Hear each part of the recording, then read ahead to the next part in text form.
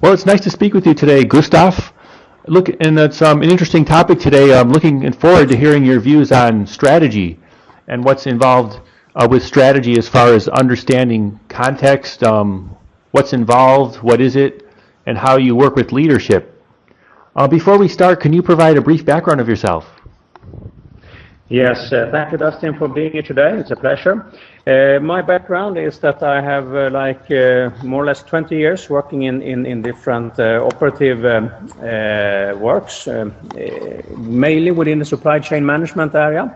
And now I have 6 years doing consultancy work, almost also in the same area.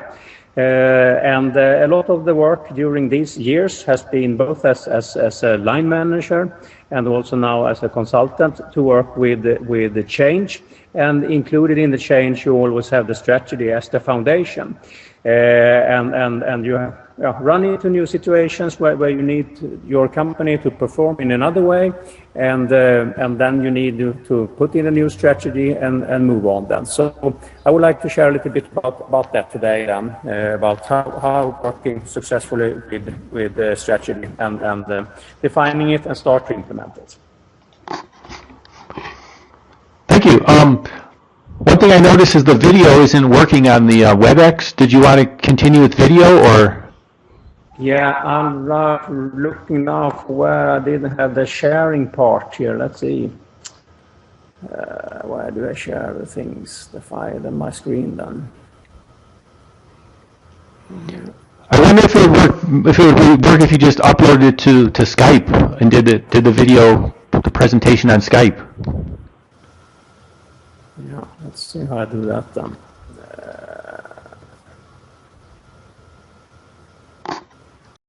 Well, thanks for your introduction about yourself. Can you discuss now the presentation that you were going to regarding strategy? Yes, sure. This is kind of a formula that you see here, and it starts everything with that you're not satisfied with the current state then.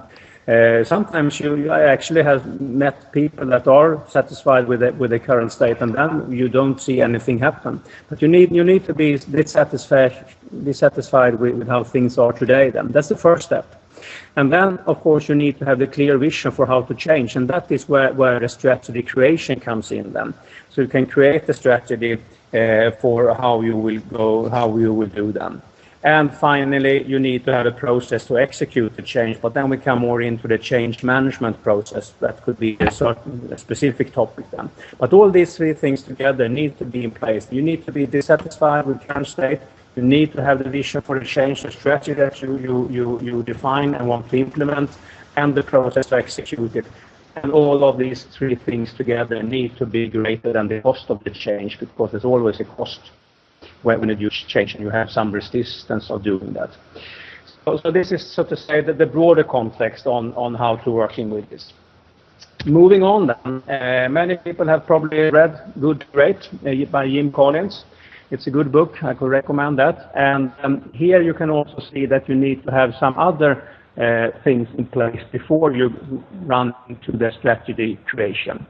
And that's the personal dimension. You need to have a good leadership, and you also need to have defined who are the persons that you will work on, who are sitting on your management team and will be creating the strategy and then implement it. So that needs to be in place as well before going into strategy creation. And then you come into what Jim Collins talked about, the thought dimension, where you go into the investigations and you need to face the brutal truth, and you also find what is your concept, what is the thing that you will do differently or better than anyone else, which will be your success then.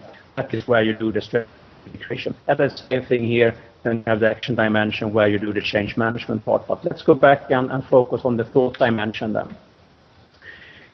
Strategy today is an extremely well-used word in almost every case, every different situation you have in life. You talk about, I need to have a strategy for this and that. I would like to bring up some good definition here that I found in a book by Lawrence Friedman. He wrote a very, very good book on strategy history. And he said, why are you having a strategy? Yes, that's because you need to have the ability to look up from what is short term and trivial, and instead of that you need to view the long term, the essential. You address causes rather than symptoms, and you see the woods rather than trees. And the strategic thinking is about that you need to get more out of the situation than the starting balance of power would suggest. So in very brief then, creating a strategy, it's something about creating power. You need to create more power by the strategy that you will implement. Then coming into as concept for creating a strategy, it has been presented by Willie Peterson in his book Reinventing Strategy. It is something that I have used many times, and it is very useful. It is more or less based on the PDCA cycle, which most of the strategy creation tools are. I would like to highlight here that you have the analysis phase, where you work with facts and figures and you face the brutal truths. You come into different insights that you need to have about the customer, about your own company, about the industry where you are in, and the environment around you, things like that. And then you come into the really tough work with creating a strategy, starting off with defining which customers are you going to prioritize. And many times you forget about this, and you make it very, very broad on the customers that you are going to satisfy their needs. But you need to think about who are the most important customers. What is the most important customer group for me? Which ones will I prioritize? Listen more to when I hear about the demands, etc. And of course, you will serve a much broader audience than those customers, but you need to pin it down on which customers are you going to prioritize. And based on that also, you have to do the winning proposition. And that is what you should do better or different than your competitors, which will also give you a greater customer value and a higher profitability than your competitors. That is the core of creating the strategy, defining the customers and defining your winning proposition. And then you move on with aligning the organization. You need to make sure that you can carry on the continued work and get that in place. And then you have the implementation part. And then you need to revisit this at least every year to see that you're on track. One thing that you need to remember here is that when you form your strategy, you will always have some assumptions on the different conditions that you base it on. And some of these might not be 100% correct, or they might be changing due to different reasons. Could be geopolitical reasons, could be technological reasons and things like that. So you don't have the complete picture when you're starting, when you have created your strategy. There are always some assumption into this. And this, of course, means that you need to be able to adjust a little bit along the road. And for doing that, then you need to make sure that you have all the leaders in the organization with you, so they are driving towards the strategy implementation and are also able to do smaller adjustments, but still aiming at the same goal that you had in the strategy. And that is coming into the step then where you need to connect strategy into leadership, which most of the times not are being done. You talk about the PDCA cycle as you see here then, and forget about the other part. But I would like to move on here and talk about the leadership in the change. It's also a cycle of 4 steps. Beginning with that you as a leader, and each leader actually needs to gain some insights of themselves. That could, so to say, corresponds to analysis phases for creating a strategy. But here now you're looking on you as a leader, thinking about what are your strengths, what are your weaknesses, what are your guiding principles in life, your values that you have in life.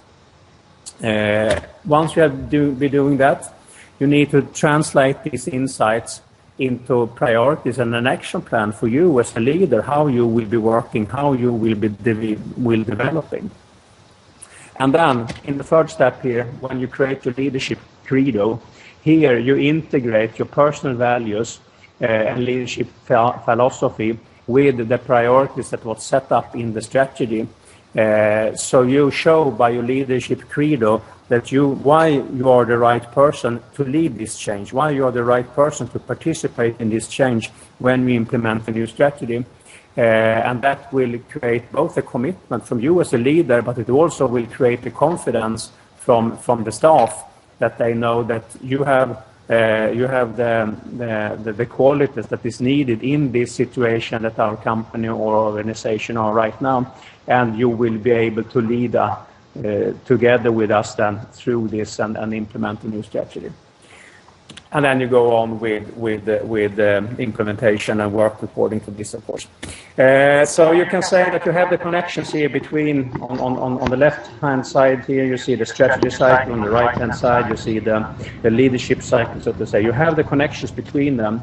So you take the strategy, you take the winning proposition that comes out, you take that into your leadership credo and connect what are your strengths, what are your values and driving forces that will check with the challenges that you have in implementing the strategy and the winning proposition. You also take some information from aligning the organization when it comes to how you will be working, etc. You can take that also into your leadership credo. And once you have been doing your leadership credo, you will feed that back into the organization, and during the implementation, you will be basing your leadership on this credo that you have. So by this, then, you are able to define a strategy, but you're also able to connect the strategy into each leader in the organization, starting with the management team and going down to make sure that every leader are aligned with the strategy and are working towards the strategy. So by this you get a very good commitment, and you get a very good driving force. It will not only become a top-down approach, it will be spread out in the whole organization. And this has been working well when I've been working with this, that you take these extra steps, so to say, that after creating a strategy, you also make sure that it will be it will come into the leadership in the organization. So, Dustin, that was the things that I wanted to share. Important with having the right starting point when you create the strategy. You create the strategy, and then you connect it into the leadership in the organization. And by that, you have a fairly good possibility to be successful in implementing the strategy and doing the change that is needed. Well, thanks, Gustav, for sharing today. Yeah, thank you, Dustin. It was a pleasure. Bye-bye.